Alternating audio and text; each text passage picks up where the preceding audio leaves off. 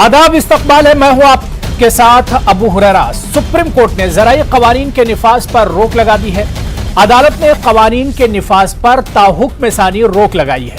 इसके साथ साथ उसने मसले के हल के लिए 4 रुकनी कमेटी भी तश्कील दी है। अर्जियों पर समाअत करते हुए सुप्रीम कोर्ट ने किसानों से कहा कि अगर वो मसले का हल चाहते हैं तो कमेटी के सामने पेश हों।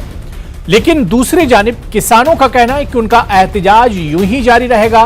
किसानों ने सुप्रीम कोर्ट की तश्कील करदा कमेटी के अरकान पर भी शक व शुबहात का इजहार किया है।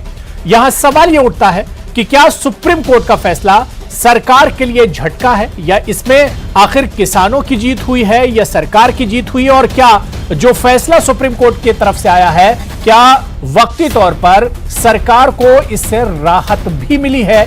इसी पर हम बात करेंगे। बहुत खास मेहमान मेरे साथ जुड़ रहे हैं। बहुत जल्दी अपने मेहमानों का आपसे तारुफ करा देता हूं। मेरे साथ कांग्रेस की तर्जुमान साधना भारती जी इस वक्त डिबेट में मेरे साथ जुड़ चुकी हैं। एडवोकेट अमरदीप धरनी जी हैं।